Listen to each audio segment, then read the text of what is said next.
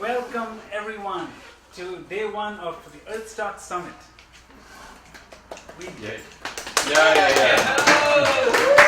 Wow. This is going to be our second session of the day, and it's entitled Ancient Wisdom and Future Tech. Sure. My name is Apodaca, and I'm the founder and the chief explorer of a community benefit corporation called Community 3.0X.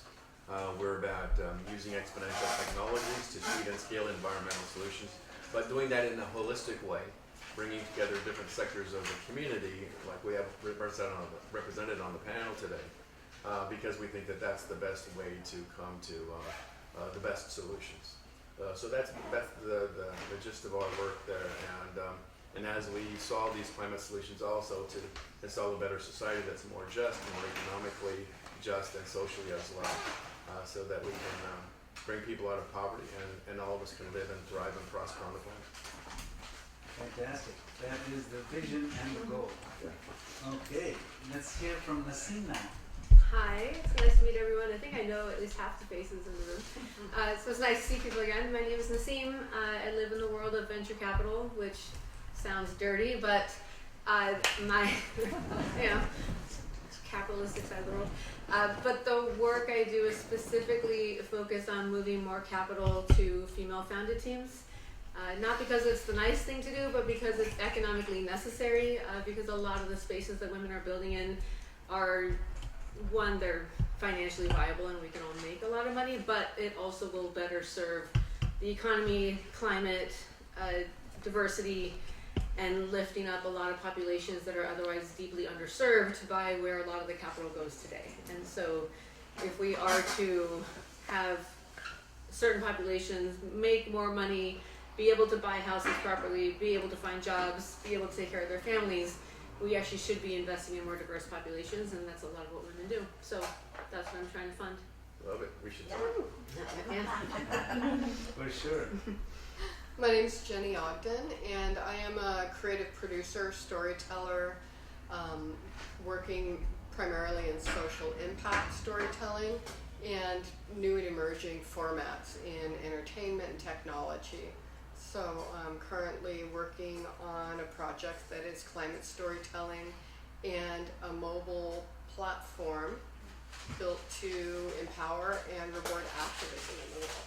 So we want to inspire, get people off the couch and into the world, touching nature and learning and doing good acts, and we want to reward them for that. So. Absolutely. Very cool. Hi, I'm Goeke, and it's wonderful and an honor to be here, especially on this panel. And my background is I have a nonprofit called Earth Rights Institute. I've had that since 2001, and it's been recognized UN, NGO, etc. And we work on sustainability, climate action. But my background has been an activist for decades and a political activist. I was one of the co-founders of the Green Party and proudly a co-founder of the Global Greens, which is all the green parties around the world coming together. So I have this incredible experience and knowledge about how to implement green agendas, green policies and things like that. I consider myself an elder, and so I'm here to also help people to understand the movement as I said, as a background in activism, both community. I think globally and I act locally, so that's who I am, and I'm just happy to be here. Thank you. Fantastic. Yeah, Thank nice. you. Everybody. And just as a quick introduction to myself, I'm Ajay Dugae. I am a consultant. I work with startup founders and founding teams and help them with business strategies and enhancing revenue through partnerships and business development. I am also, the industries that I focus on are climate technology, renewable energy, zero carbon emissions. I come from entertainment, so I did a lot of AR, VR, and content licensing for the studios. I'm also a Los Angeles chapter ambassador for an organization called TTI, Top Tier Impact. We bring together investors, entrepreneurs, founders in any industry that makes a positive impact to our planet.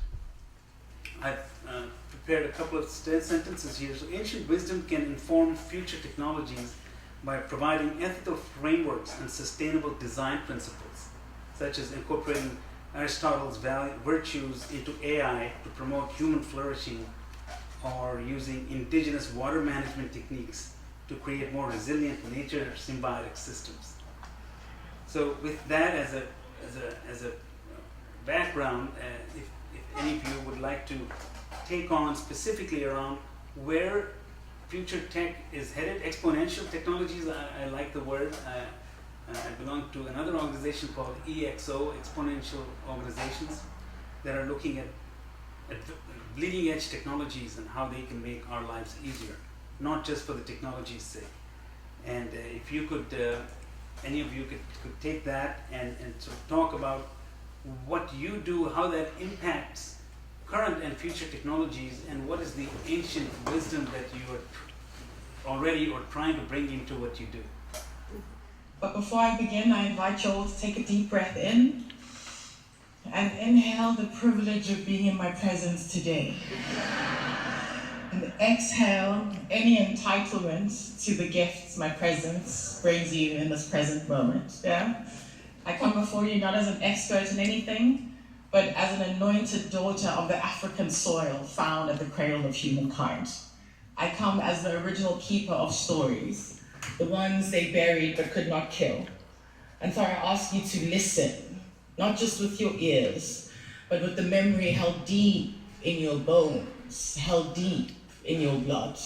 For the story of wealth begins with the body. Long before there were markets, before there were stocks, before there were banks, there was the land, the river, the sun. And wealth, beloveds, was the abundance of the earth. It was the song of the harvest. It was the hands that tilled the soil. It was the joy of enough. But then came the colonial lusts for conquests, taking, the grabbing. Wealth became a thing to be hoarded and not shared. It became a beastly mark of power, a capitalistic tool of control. It became land stolen, bodies stolen, futures stolen. The plantations of the past are the corporations of the present. The auction blocks are now the stock exchanges. The trade routes are now the supply chains. The overseer is now the CEO. The language has changed, but the rhythm of extraction and dehumanization has remained the same. The currency of power still flows in one direction, upward, outward, and away from the many into the hands of the few. Intergenerational wealth, they call it, but what is it really? It is the remnants of old contracts signed in blood. It is the unbearable weight of past deeds pressing into the present. You are experiencing the karma of riches built on suffering, and it would be unrighteous of us to not allow you to experience the full cycle of your ancestral karma. And so I ask you, what ghosts live in the wealth you hold? What stories are stitched into the fabric of your investments? What bodies are buried beneath your portfolios? What voices whisper between your metrics? What are the ecosystems too complex to be captured by your charts? What are the sacred that resist commodification? Can you stand in the messiness of it all?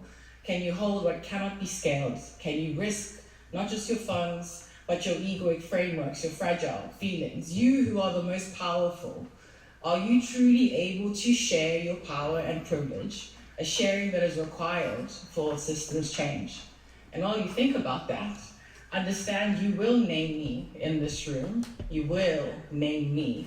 She, Mother, Earth, womb from whence you came, to which you will return.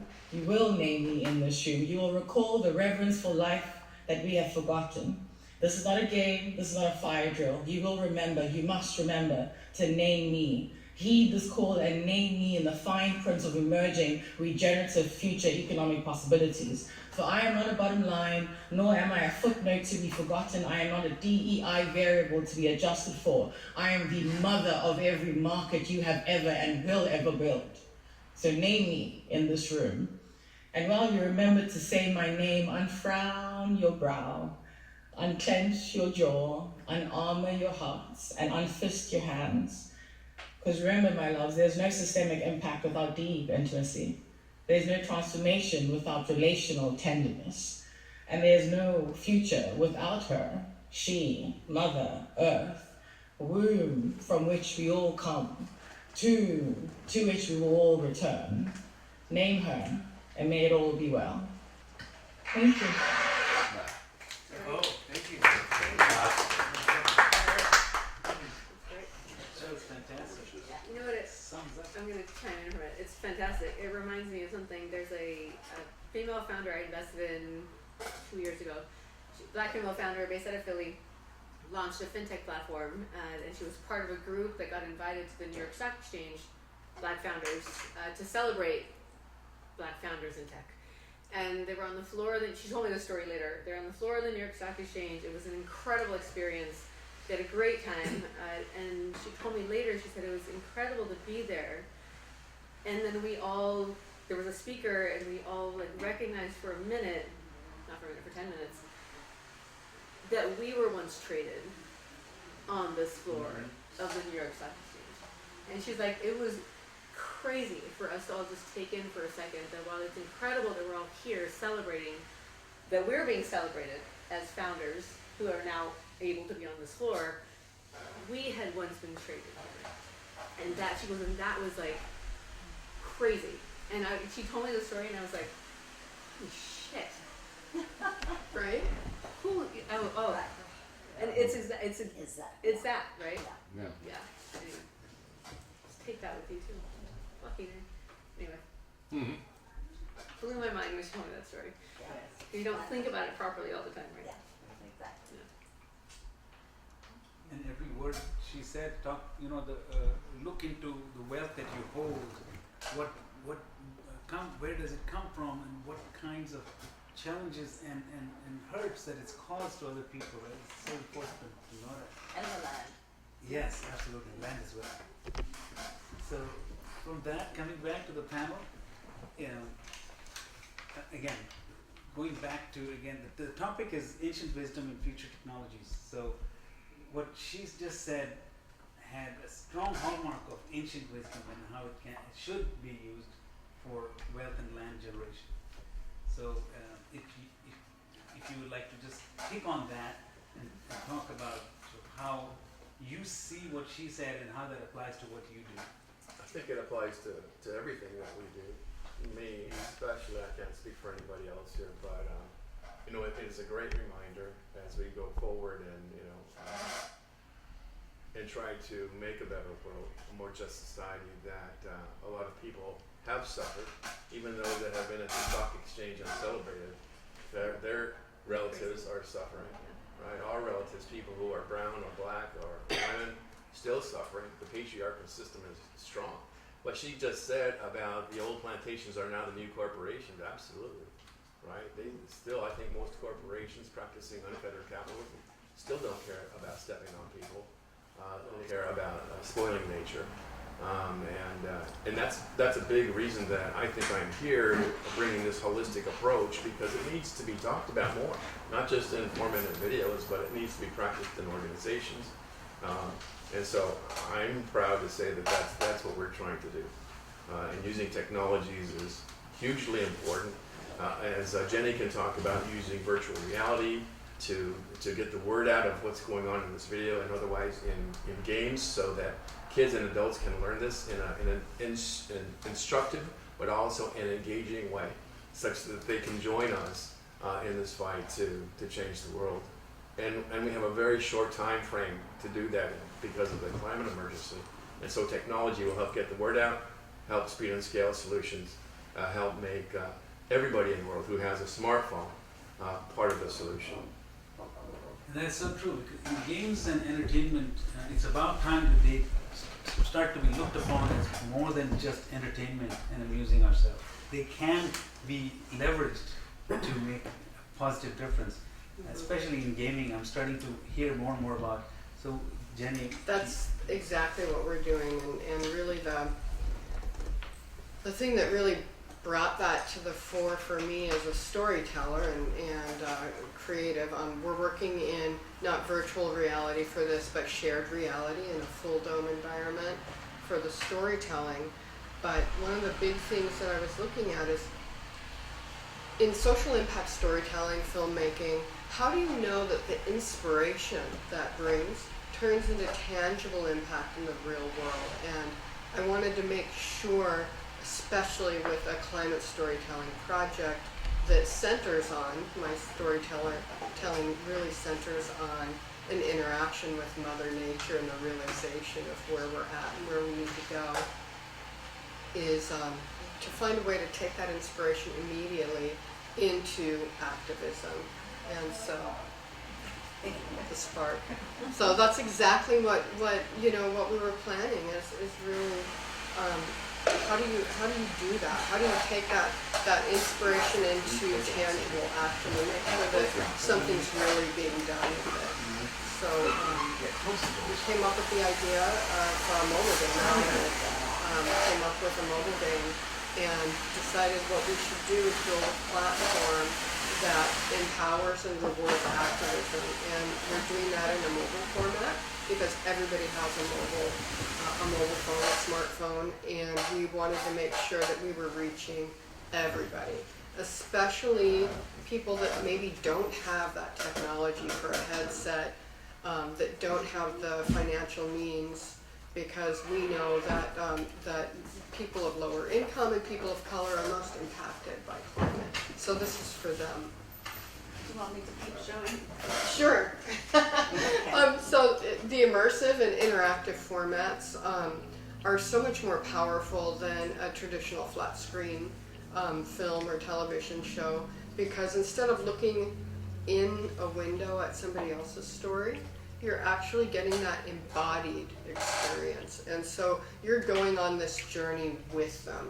And to make sure that we're creating something that inspires, we're telling the story of hope, and we're visualizing a potential future that we can strive for, and some of the solutions to get there. And so that's what the storytelling piece is. And my hero, who's a 16-year-old girl, she decides she needs to figure out what's it going to take to save the world. And to her, it's getting everybody involved. And the power of that mobile geolocation-enabled gaming is you get people off the couch. They're not at home on their computer in a headset. They're out touching nature, learning, and finding things that they can actually do, tasks that they can do on behalf of the environment. And that's really what the game is about. So, the solution. So, what we have in the world right now, especially with our current state of the world, or at least the United States, is we're left to storytelling and grassroots activism. And so how do we really mobilize the future, our future, their future? You know, we're really focused on Gen Alpha and Gen Z, and they're digital natives, and technology is always in their pockets. They're always connected. How do we flip the script on the doom scrolling and the misinformation? You know, how do we amplify their voices and reward them for their good tasks on behalf of the environment and on the world? And so that's really what the platform's doing. Technologies we're looking at, the tech stack we're really looking at is geolocation-enabled technology for the mobile game, like Pokemon Go. I think everybody's heard of Pokemon Go. Also geocaching, so they can leave messages for other users, multiplayer activations where they can do group activities, and we're building on a blockchain layer, which will allow us not only to track the impact we're creating in the world, but also track what people are inspired to take action for, so we can tailor the education and the tasks to what people are inspired to do. Just to follow up on that, when we talk about mobile gaming or geolocation-based gaming, generally speaking, the impression is that it's the Gen Zs and the millennials that are sort of participating in that, right? Although I was in Washington recently and I saw like a group of 30, 40 people gathering and all looking at their phones, and only to find out that they were playing a geolocation game. Mm-hmm. But I'm just curious, do you, in what you do, focus on all age groups, or I mean, although it might lean more towards the younger lot? Yeah, well, definitely all age groups, and it's also something, if you look at the people that play, for instance, Pokemon Go and the other mobile games, it's also a good family activity. It's a really great way for families to get out and participate in the world. And so that's a big thing. We know that Gen Alpha and Gen Z are digital natives, and they're also really passionate about the environment, about causes, and also gamification works for them. It really works for them to engage in the world, and that's what we want. We need people to get back to engaging with nature, with the living, breathing planet that we're so blessed to live on. And a lot of our my storytelling touches on that and that concept. And one of my main characters is, of course, Mother Nature. Yeah. She's in the project as well. We have a lot of fun with her as well. But the messaging around nature, around how we interact with nature and what we can do to make a difference is all implicit in the storytelling and in the game. So, Absolutely. Thank you. Annie. Yes. Oh, okay. All right. So I have here, actually, I just wanted to put out a quote because we lost Jane Goodall yesterday, I think it was, that she passed, and actually I've met her twice. But her saying says, "You cannot get through a single day without having an impact on the world around you. What you do makes a difference, and you have to decide what kind of difference you want to make." So to me, that has been my motto of how I've lived. And it's like, how do I impact the world? What am I doing? And so, I've been engaged with climate change, sustainability, social justice, economic justice. And so my background, having traveled and lived in many different countries around the world, I became a global citizen. And because of that, I was able to see with my own eyes what type of pathway we were on through globalization, and how rapidly the changes came about, and how technology, so much of it was used for more destructive base rather than for good, positive impact. So I've always been one that has tried to put out there what good news there is. What are people actually doing on the ground? What types of initiatives are really taking in the holistic understanding of and connecting with Mother Earth? So for me, it's important now to really define what does regenerative mean.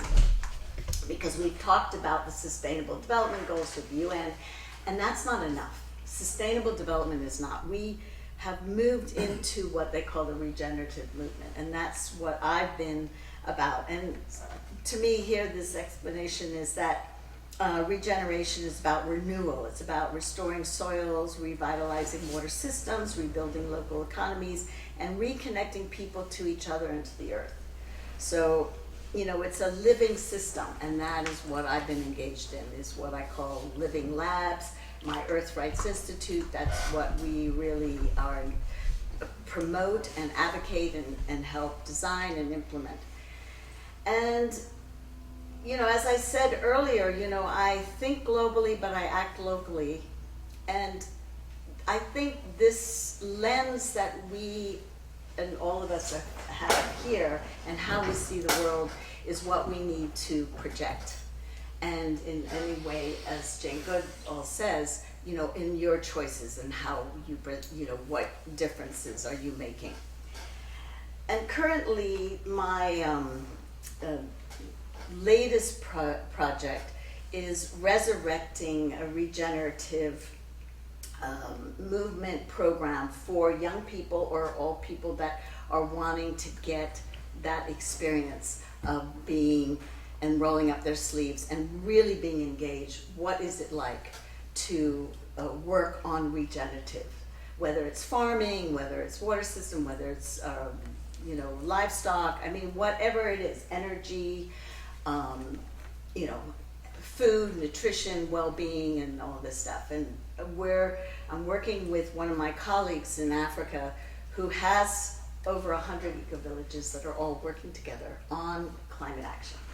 And it's amazing. And it is a integrated, unbelievably organized regenerative movement that is all grassroots because it incorporates the cultural heritage. It is the villages that are doing it, and they're doing it through that indigenous knowledge that they have.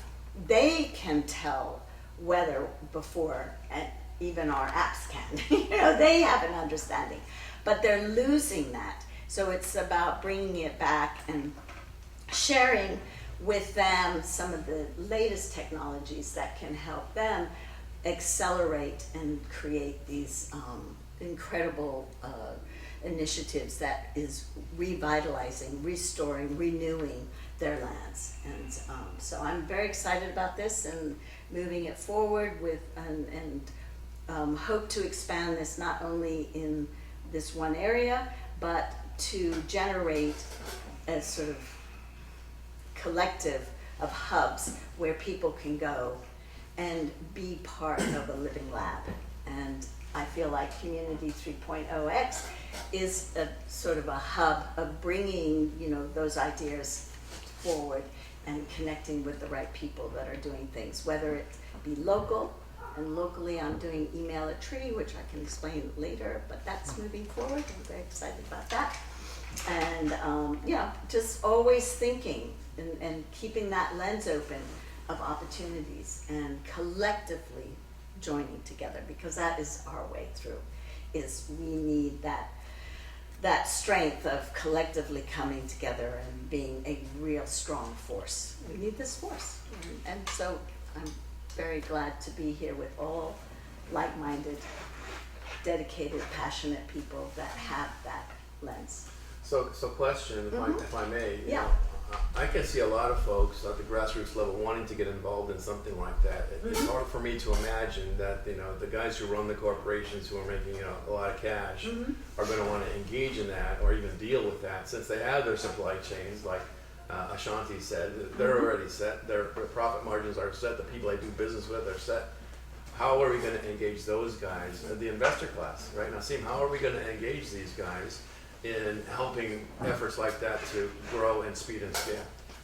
Well, first of all, I think it's already happening. I think there's a movement, a regenerative movement that's happening, and people are jumping off the bandwagon of the old way of doing business. And it's worldwide, right? And it's worldwide. Oh yeah, I mean, Africa's going to leapfrog us from what we've been doing. And I mean, they're already seeing regenerative agriculture, and things like monoculture does not work, and systems like this. And so, and that's why I want to continue what I'm doing, which is this program that is open for all people, and especially young people, and get the academic world engaged. Because I believe students are going into universities saying, we want the reality here. We want to work on climate change. We want to understand how we can change these systems, because they see it. And there's two other things working in our advantage now. Is one, you just have consumer demand. Right. And mindset has shifted, right? Our pocketbooks are the biggest reason this thing is going to move, because that's the lever we all have, is how we spend our money, is how the world shifts, right? If we change every day where we spend our money, companies care about that, because their bottom lines matter at the end of the day. And so I can choose to buy the regenerative product, or I can choose to buy the non-regenerative one. And if I buy this one, that's going to change what this company wants to do. The second part is that being more sustainable, pursuing the more regenerative technology used to be more expensive. It's actually not that way anymore. These things are becoming less expensive. So now, there were articles just last week, this is true, becoming more true in beauty, skincare, food. These technologies are getting less expensive. Side note, a lot of that tech is being built by women and people of color. Say that and pause for a moment. But as soon as it's less expensive, the very last reason that companies had not to do it goes away. Because they were saying, oh, it's too expensive, I can't do it. Well, now if you choose not to do it, you are choosing to do something that hurts people. And now tell the market that you're not doing it, because now your choice is to hurt people. Your choice is now not cost related. So as soon as those things start to move more quickly, now you don't have a reason anymore. Right? Right, and non-regenerative manufacturing, production, and all that stuff is actually so destructive it causes wars, it conflicts, and then it gets more expensive, and everything, and there's inefficiency, and all this stuff is going on. And if your bottom line matters, now your shareholders are going to care as well. Yeah, right. exactly. So get on it and tell them that, oh, my bottom line isn't there, and I haven't hit my profit margin because I didn't pursue this opportunity to have my profit margin be what I should have had it be. And so this is all going to push things the way we need it to go, because bottom line matters at the end of the day. Very cool. Yeah, and I think that when Annie and I first met, we sat down and I talked a little bit about the storytelling and the solutions I was presenting, and it was so close to living labs and the learning, the education, and the whole piece of what she's been working on for ages, and we just immediately clicked, because it's also about the messaging, the opportunity to media matters. The stories we tell matter so much, and people need to realize that, and especially in these immersive formats, immersive interactive formats, we're actually affecting the plasticity of the brain, and so we should be telling the stories that we want to inspire for the world we want to see. So that's exactly what we're doing in this dome, and we're also going to be touring these domes through communities. All of the learning and tasks on behalf of the environment are also community-based because of the geolocation enablement. They're taking action where it counts in their communities. Jenni, in these immersive scenarios, are technologies like AR and VR also being utilized? Well, this the game is AR. It's an augmented reality game. You're actually meeting our hero as a hologram in these different locations, and joining her on her quest to save the world. Great. So that's a big piece of it. I'm not using VR for this first step. Specifically because the dome environment is a shared reality, immersive experience, but it's also a lot about driving community. And so I want that shared experience rather than, even though VR, so social VR is also a communal experience. You're still sitting at home with a VR headset. And even when you're going out into the world with location-based VR experiences, it's just a little bit different than sitting with your community in an immersive space. It's very individual VR. Yeah. Right. Yeah. And I think Greg can talk about, the indigenous perspective of where we are today and the chaos, and and how important it is that we connect spiritually as well. Because your experience is, And I think about that all the time. This necklace, you might recognize it. At the Green Economy On Conference, Minari was wearing it, our shaman, and he gave it to me.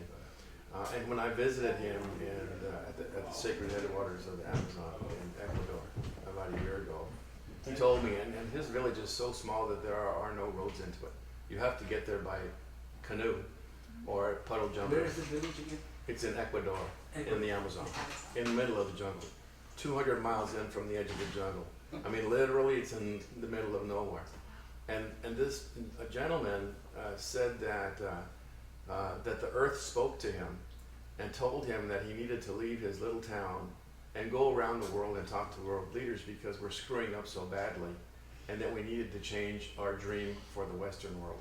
And he said it wasn't enough to change our actions, because our actions would eventually realign with our dream, and so we needed to change the dream. I couldn't believe that. I mean, you know, this guy's leaving.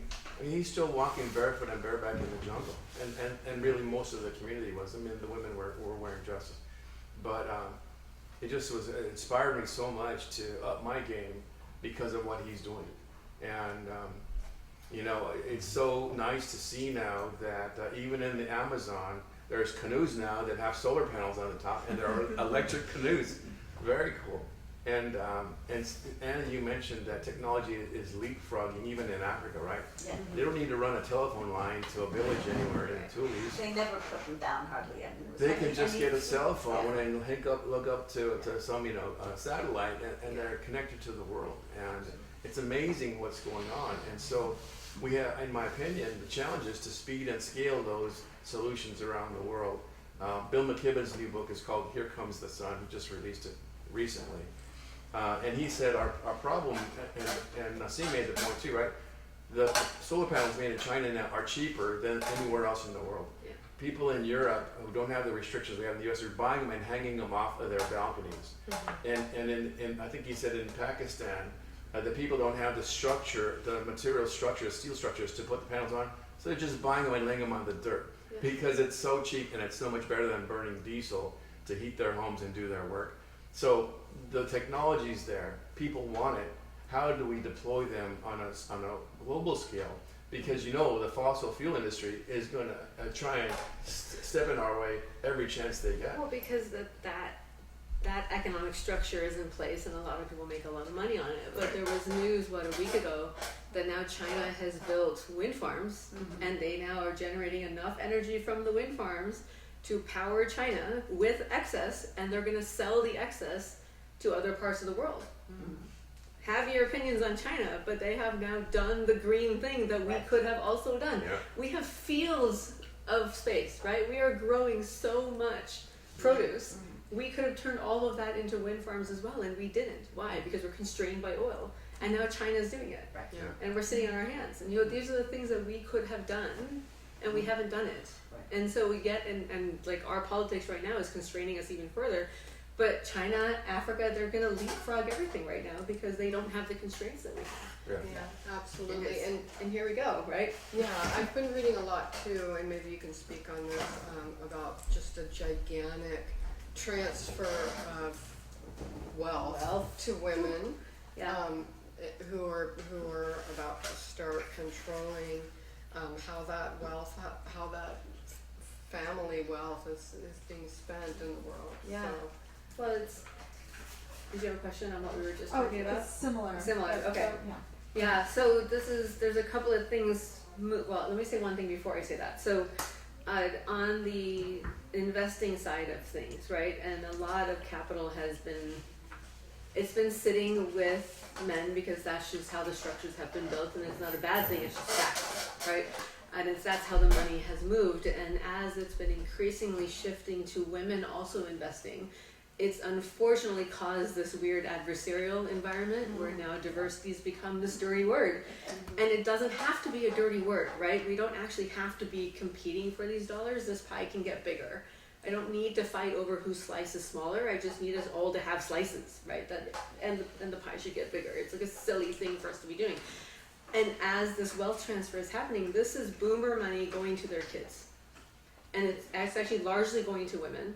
And if you look, and it's up to like $60 trillion, right? It's a significant amount of money that's going to land in women's hands by 2030 or 2035.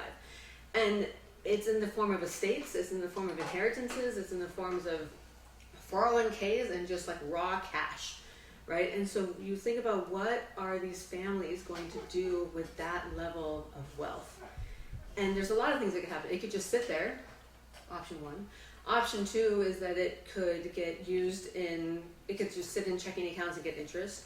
Or we need a lot of families to really take stock of where their capital is going.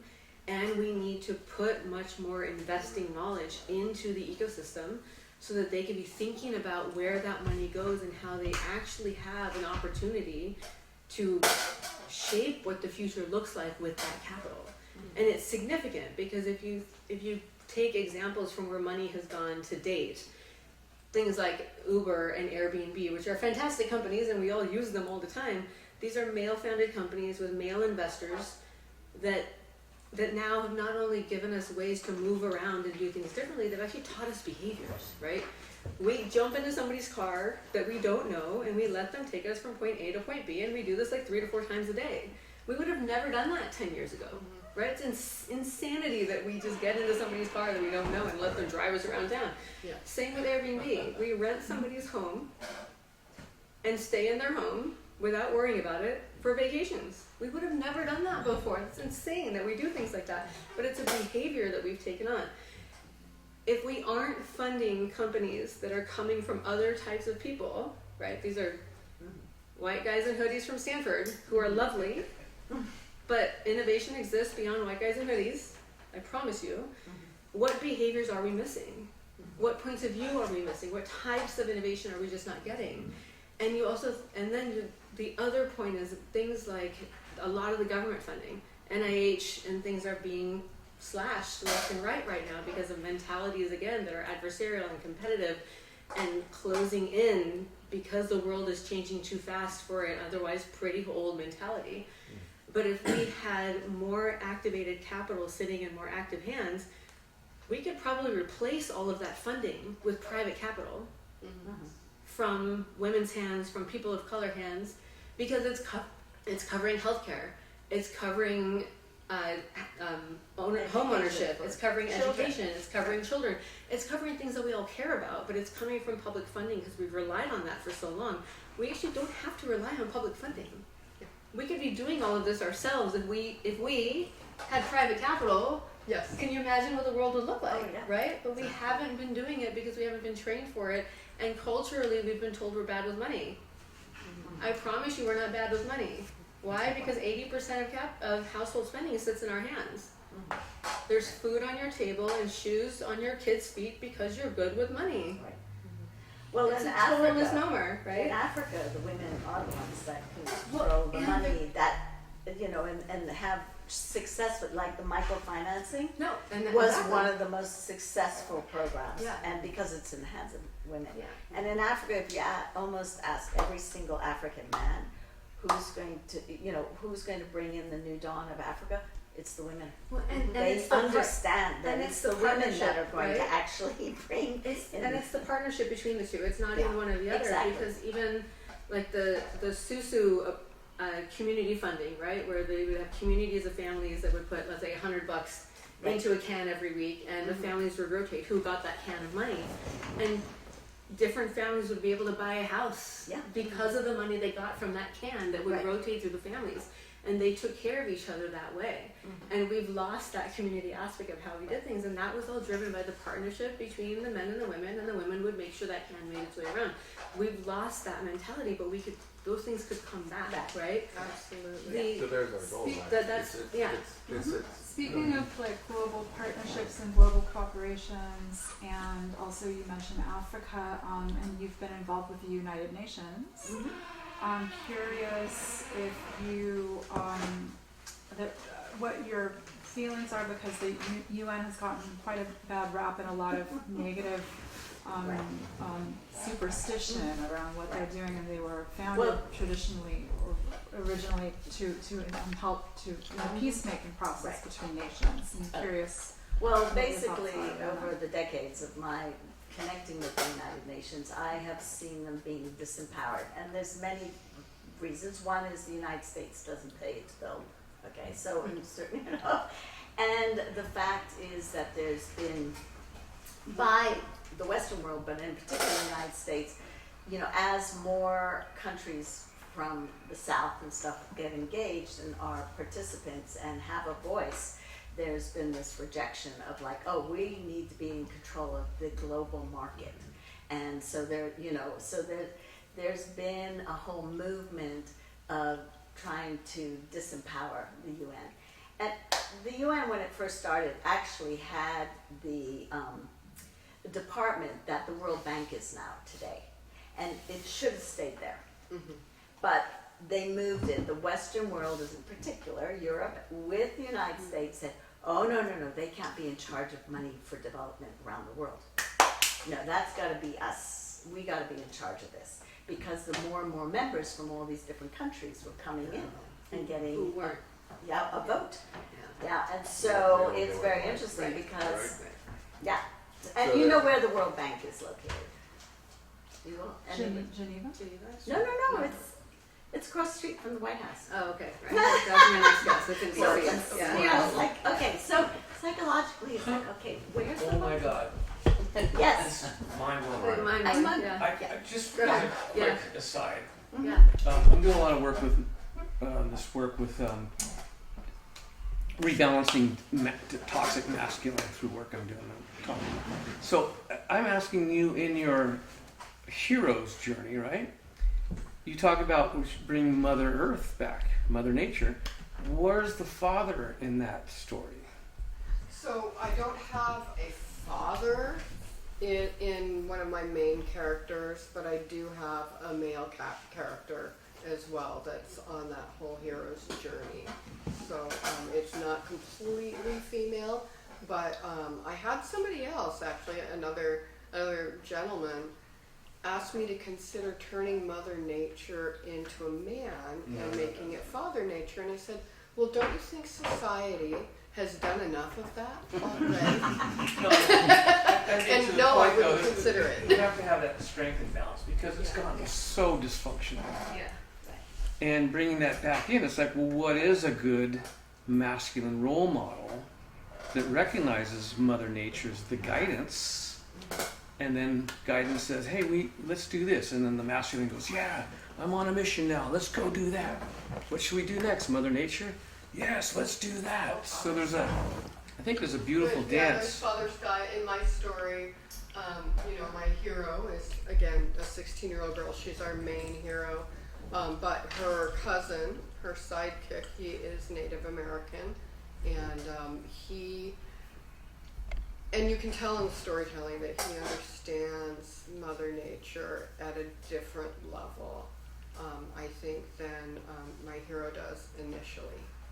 So she's more, on her cell phone and social media and doing that kind of vibe. And he's really hearing Mother Nature right at the beginning. So, and we're really intentionally touching on a little bit of social justice without being didactic, and also making sure that we ground our storytelling again without being didactic, without telling people what we're doing. We're really grounding it in indigenous wisdom and that understanding of nature. We'll see how that works out. But I bless you, sister, for doing that. I mean, it's huge, huge, huge, huge. I think there's a patriarchy that needs a comeuppance, and this could be a great opportunity. Exchange. Yes. Open up a whole new exchange. I don't know how to do that.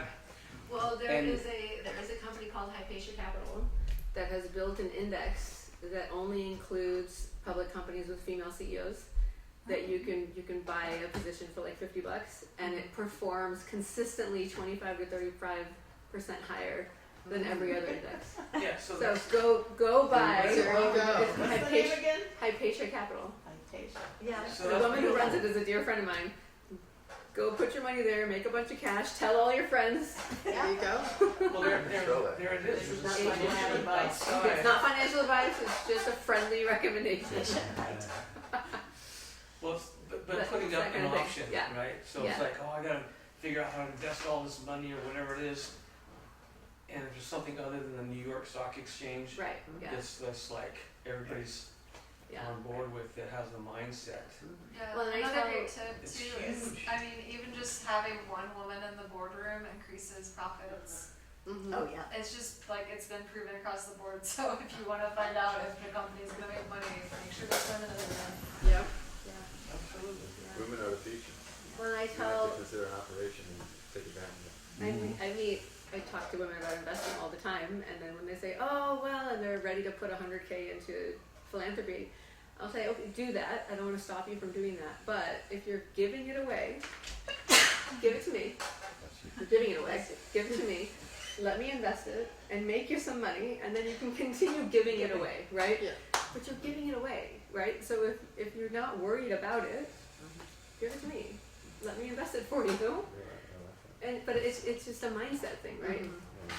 So we need to transform our mindset. It's a right? mindset shift, Maybe yeah. we can discuss transformation a little bit, because Andy, you've been at this for a while, A little bit. and how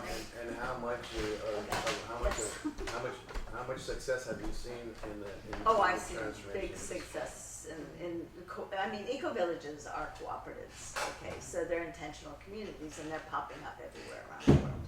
And so they have their economies and stuff, and I've been involved in the alternative currency as well. And, seeing how that's done. Ithaca dollars still exist. Do you all know about Ithaca dollars? No. What is Ithaca dollars? They've been around for a very long time. Well, people in Ithaca don't have to have real money, they can do dollars, so it's an hour on an hour. So a hairdresser gets an hour thing from they exchange. It's a real currency. It's an alternative. Yeah. Really? Which Yeah. word is Ithaca? Fascinating. You're not talking about the one in New York. Yes. Yeah. New York. Yeah. Really? If you Google it, and then there's the share economy, and then there's Wow. alternative currencies around the world. So yeah. Decentralized. And cooperatives and things like this, that have been very successful and continue. The Mondragon is a symbol. That's in Spain.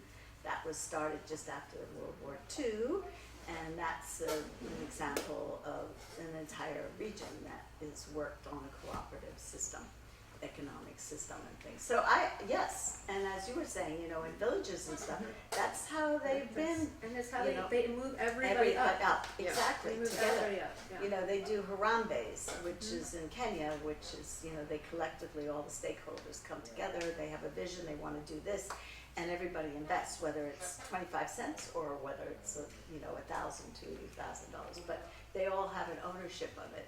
So it's about getting back into the community, it's about creating investment where we all are part of it.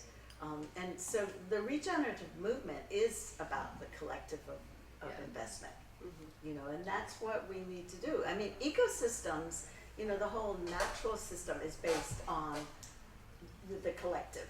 There's no, monoculture or, this tree planting that we're doing, all the same tree, does not work. It's a failure. You need that symbiotic Yeah. relationship Relationship and between, and The if you're investing diversity. in community, Yeah. you're lifting up the whole community. Community, right, win-win, and the win-win is actually the most profitable. It really, and it goes into the well-being and happiness and stuff. So I've seen that over and over again.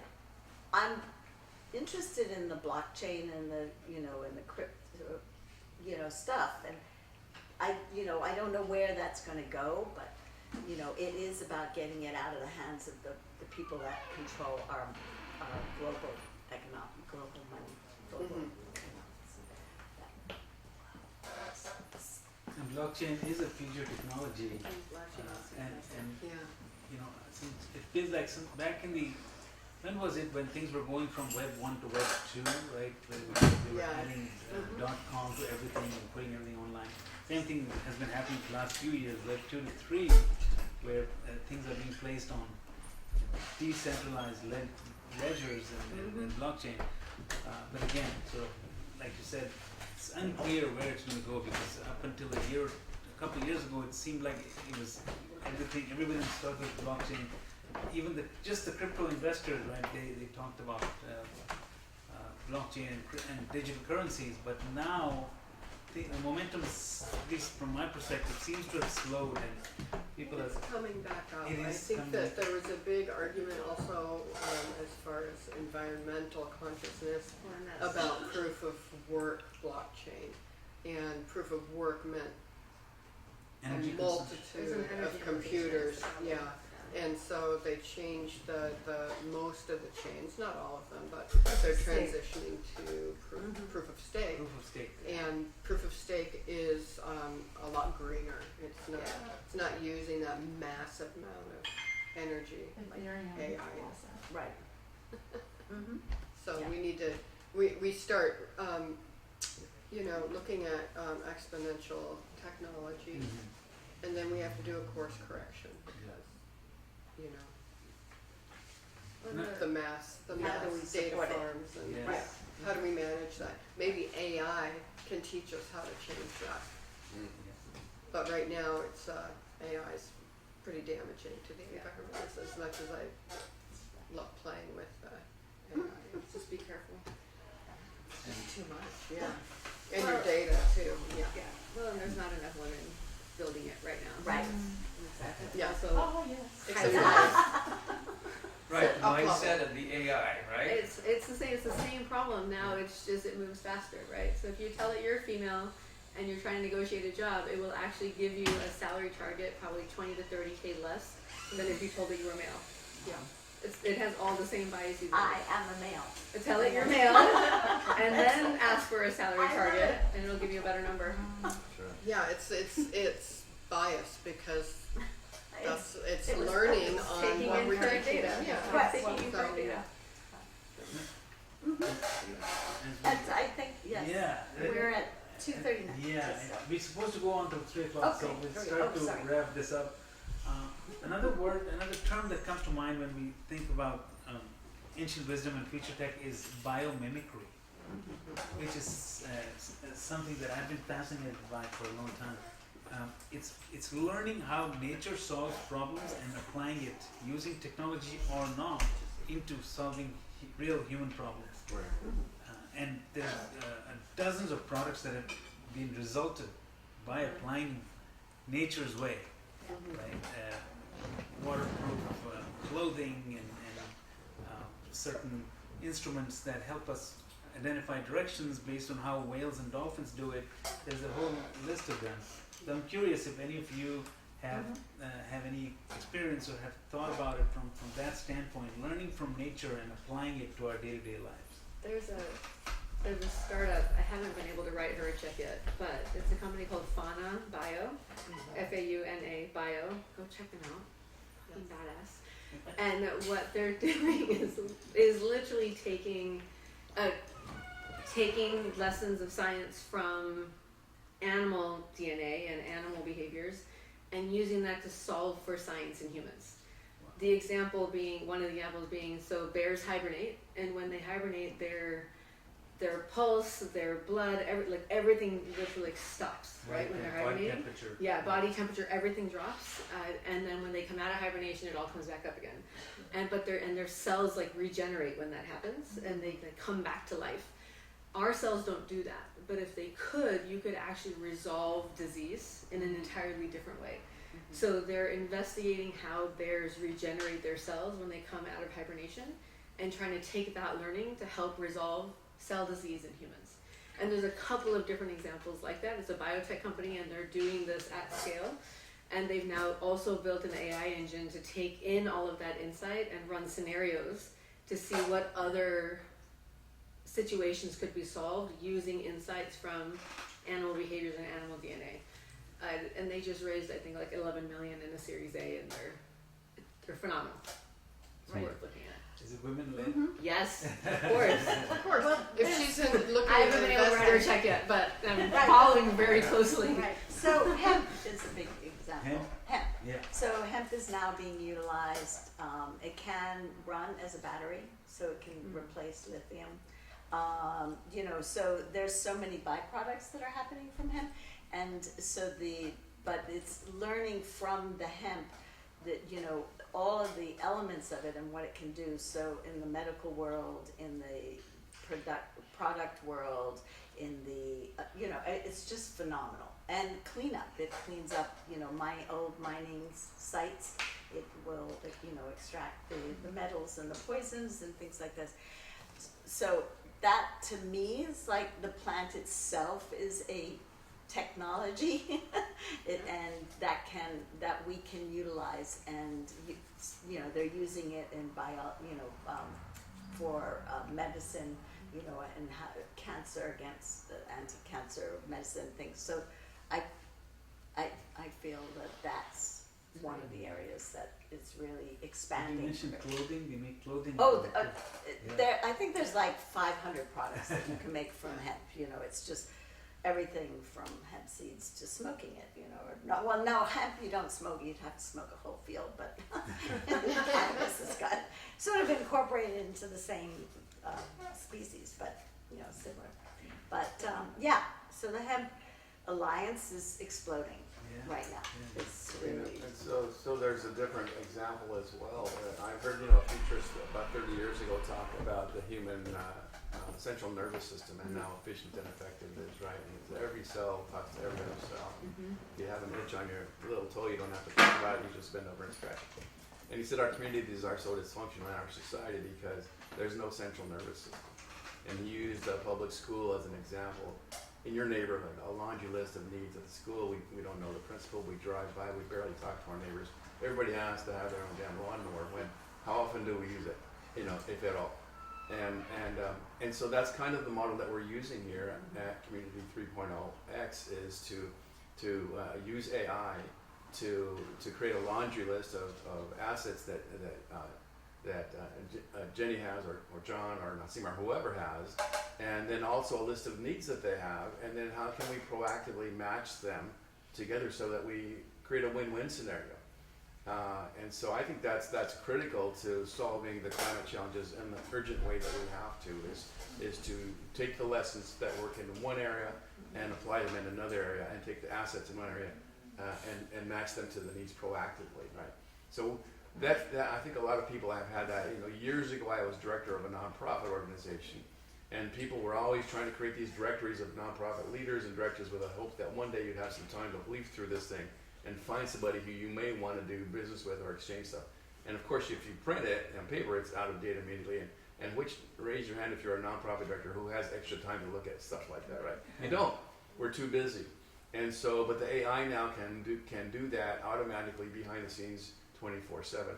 And that's the first thing that we're going to be doing with our conscious investor group is finding conscious investors, finding investment opportunities that are profitable and matching them together.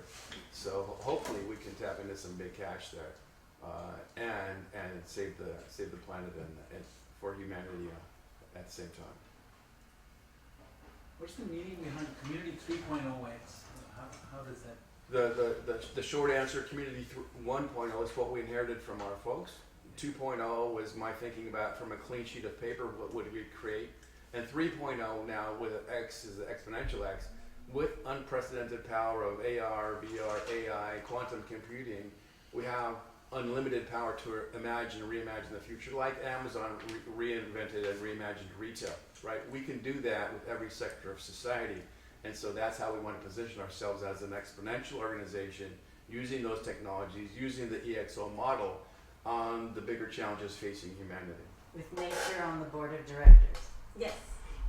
Nature oversees And the Niki. people and the technology as they coexist and thrive in the future. And Niki. Pretty cool, huh? That's pretty cool. Yeah, we're looking for investors. You said you're an investor. Was Fantastic. Costa Rica given, from my understanding, the country of Costa Rica gave nature personhood. Right, It has rights of legal nature, rights yes. on that Yes. same topic. And same Venezuela. There's a number of places around the world. Huh. Yeah. That's like we did that to corporations in America, right? Yeah. Yeah, what a great Stupid. positive Well, exactly. step. So and that's one of the things that Community 3.0X is we're hoping to do on a local basis. Start that movement. There has been movement. There are tiny areas around the United States that have the rights of nature that have just been incorporated. My friend Tom Lindsay is the main authority on the rights of nature and has been working on this for decades and knows exactly what's going on around the world. Yes, so this is a new conversation because it's a new lens again. Like, oh my God, they're at the table. We have this forest that says we have the right to this. So through our endangered acts species, that was somewhat like a rights of nature because, you know, the owl will go if you tear down this forest. So, but now the rights of nature is a topic that's really coming into being. Is that the term, the rights of nature? Mhm. Great. So if you look that up, you'll They see. can be representative in the court of law. In the court Yeah. of law. Yeah, New Zealand just did a big thing. And I forgot what it was, but yeah. Yeah. So, Well, and Costa Rica is a great model. I mean, yes. Well, yeah, the history of Costa Rica has to do with the Quakers. They shifted the government. And so, can I pose a question here? Yes. So we have a bunch of do-gooders on the panel here, right? and we all came together last June, I think, for the first time, all of us together at the Green Economy Fund Conference. And since then, we're meeting again at John's house in several different places. What is it that it's going to take for us, Nasim and Jenni and Annie and AJ and everybody in the room here, to work together so we can leverage our resources and create the kind of impact that we need in the very short time frame that we have? It's the new stock exchange. The goddess stock The exchange. goddess stock I exchange. like that. And then there's a central place, and it's like direct competition to the rest of the LC. So you're talking about investment then, that's the answer? No, some kind. I was calling it a stock exchange, but Right. some kind of an exchange that somehow is centralized that encompasses the conscious community. That's what we're trying to create here, a conscious community. What are your answers? Well, I think, very quickly, I think the idea of doing presentations in a panel and talking about who we are and come and join us. I think that the amount of social media that you're putting out and how and what that is, and educating and bringing awareness is great. And then coming up with some local initiatives, like I'm doing the email tree and all this stuff, and keeping the rights of nature, learning more about what you're doing in Altadena, with the fire and all this stuff. I think will keep bringing us to concrete action, and ideas, and bring more and more people engaged in what we're doing. So that's how I see it. Yeah, and I agree. It's all about community. Anything that brings people hope and also like brings them together and gives it like a call to action, a common call to action, like the boycotts. Yes, exactly. Are going to be, I think, essential when they realize, oh, actually, we do have power now that the government is so transparent in showing us their true colors and how dark and intense it is and how toxic and horrible for the natural world. But if people feel inspired, feel hope that they have a voice and they have a chance to make a change, and they come, I produce events and I love bringing people together and helping them feel inspired and immersed in storytelling that inspires a more hopeful future. How do we do more than we have both our community and this exponential vision? So how do we, as individual communities, come together and create a mass mobilization? Well, I think we've got to flip the old adage of, think globally, act locally. Flip it on its head. Act globally. Yeah, and we're Think getting locally, to see act that globally, right now. and really And that we can do it, but that easier is. now, Mm. with social media. We can Yeah, do it with easier. social media, we have those tools in our hands now, and I love that. the Tesla takedown was tremendously effective in America. Yeah. Musk was And worldwide. And And worldwide, and it affected their shares and obviously had a global impact. But we can, if we can see global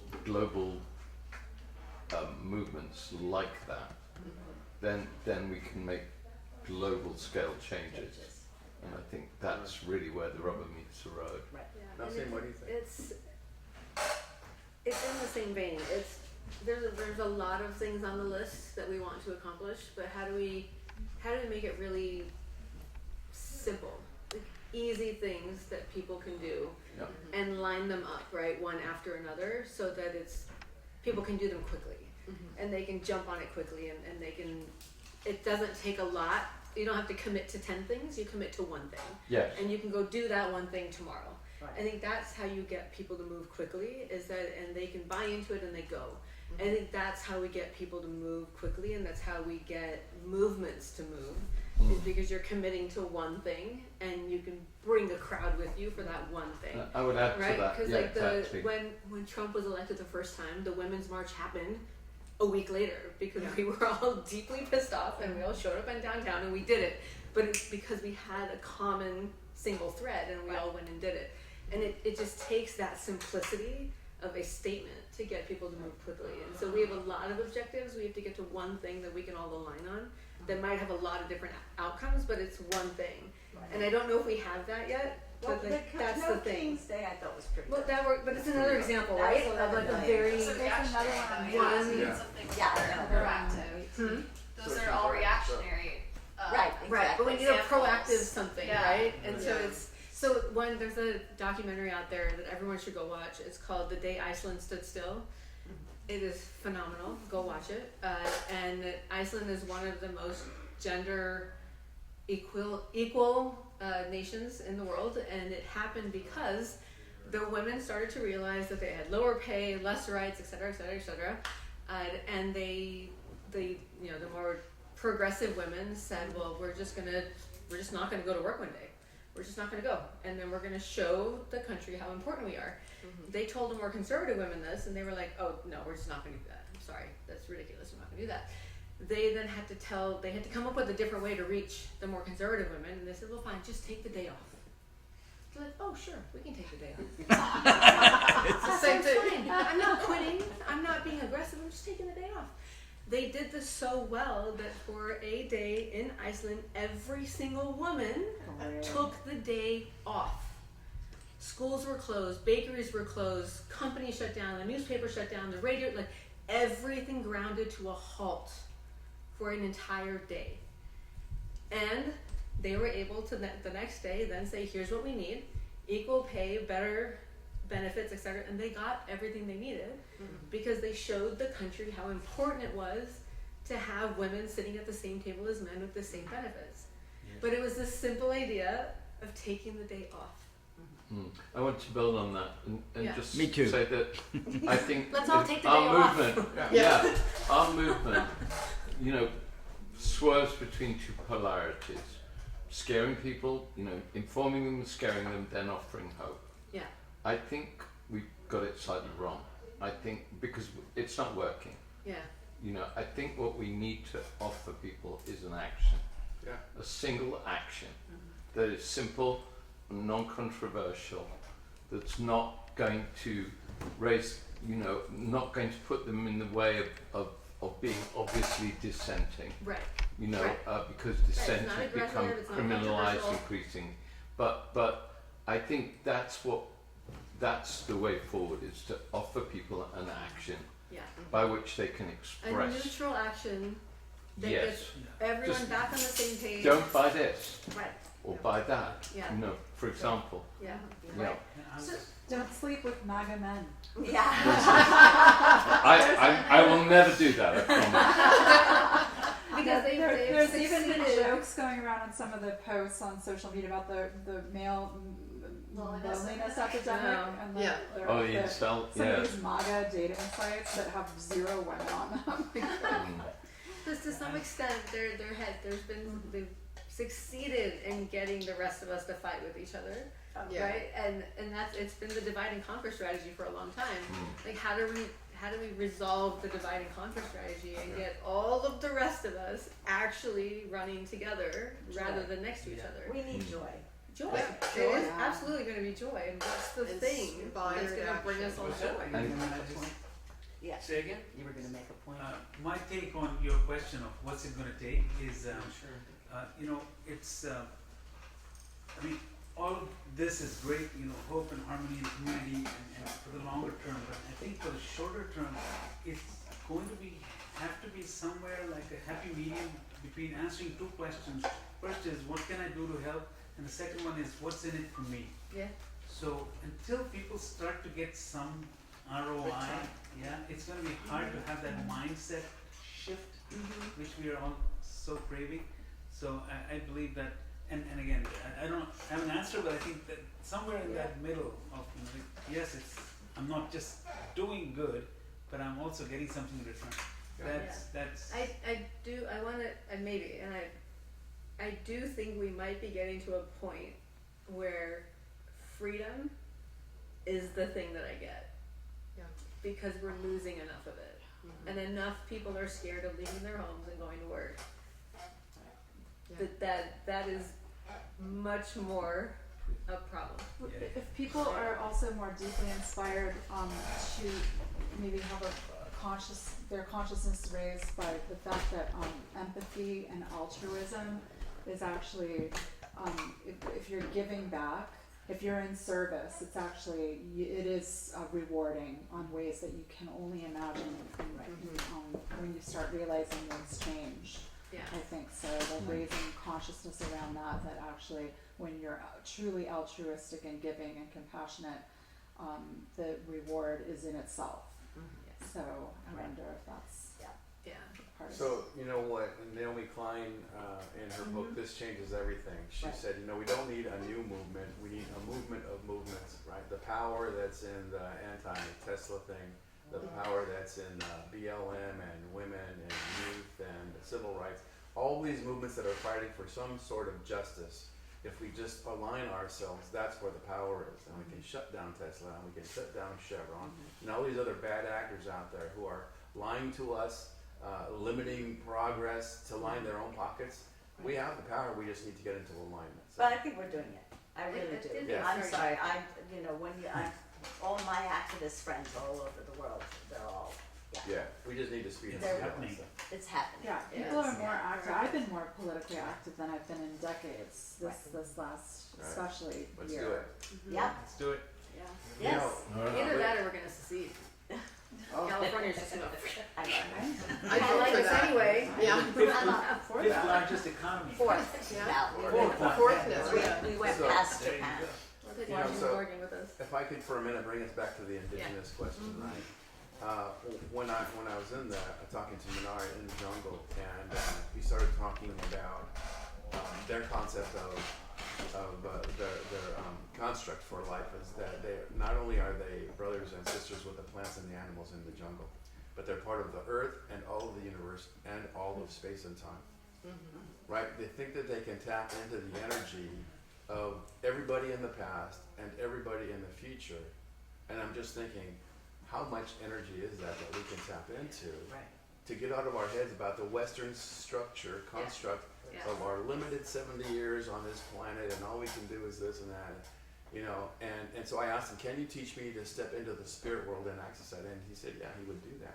So that's one of the things that we want to bring to the table here at Community 3.0X is, right, let's get rid of this Western construct that has this unfettered capitalism bullshit, patriarchy, racism, white supremacy, all the things that are holding everybody back, and say, let's create something better, and let's tap all of the energy of all time to do it.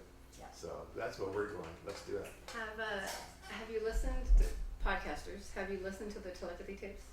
Oh, Yes. yeah. What Yes. is known? Oh my God, go listen to it. It's exactly Autistic that. children It is.